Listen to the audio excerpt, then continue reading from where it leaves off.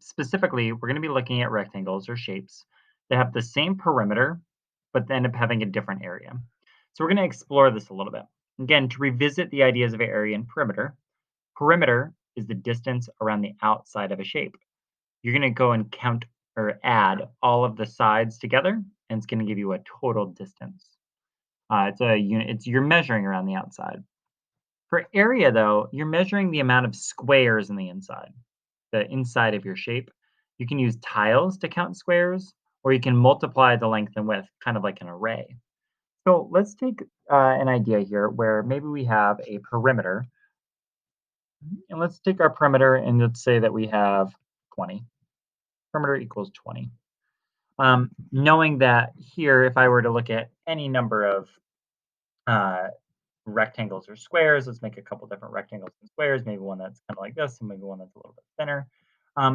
I know that half of it, right, these first two sides, kind of think of them as A and B, are half of this, and then I have the other half, right? So really half of it is going to be equal to 10. These are going to be equal to 10 here, because these here are going to be equal to 10. We'll call them C and D, okay, to give us our perimeter. So I need A and B to add up to equal 10. So here, as I add them, I want to think about my combinations that can add up and equal. Okay?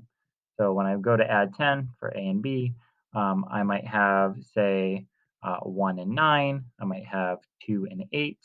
All of these are going to equal to 10 because I know that once I have 10 over on this side over here, I can then have 10 plus 10, and that's going to get me to 20.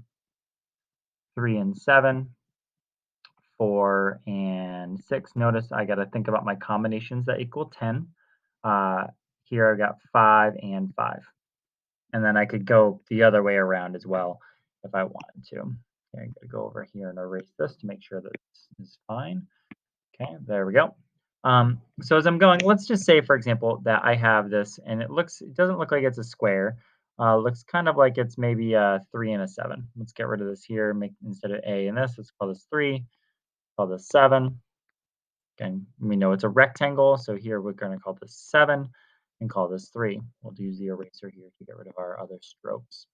And again, we know that for our perimeter here, we can go 3 plus 7 plus 3 plus 7.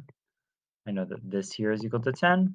This here is equal to 10. And I can add those together and it gets me a perimeter equals P, which equals 20. I can do the same thing over here. It's a little bit thinner than my 3 and 7. So maybe I think that this is like a 1 and 9. Or maybe it's a 2 and 8. We'll call it a 2 and 8 instead. So 2 and 8, we're going to call these here 8 and 2. 2 plus 8 plus 2 plus 8. Again, that's going to equal my perimeter.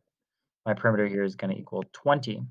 So that's great. They both have the same perimeter, but they clearly look like they have a different amount of space that they're taking up. That this over here that is yellow, if I were to highlight all of this in yellow here, is going to be different than what is over here in green. So I'm going to want to think to myself a little bit about how do I go about finding my area for my space. Again, I'm going to use my multiplication of my two side lengths, my 3 and my 7. So here I know that my area is equal to 3 times 7. In this case, it's equal to 21 square units. Fantastic. As I go over here again, I know that area over here, A, is going to be equal to 2 times 8. 2 times 8, I know that that here is equal to 16 square units. And I can clearly see here that my yellow, with my sides of 3 and 7, have a larger area than my 2 and my 8. So as you're working today, I want you to be thinking to yourself about what do I know about the perimeter? Again, when you have your perimeter, if you divide it in half, divide this in half, that's going to be equal to 1/2. This part here, I'll highlight it here. I can highlight that here. That's going to equal to half of your rectangle. So I can take whatever perimeter it is, divide it in half, and that's equal to my A and my B, my two sides there. Then I can go about creating my rectangles and then finding my area and compare them. And again, to see which one has more area.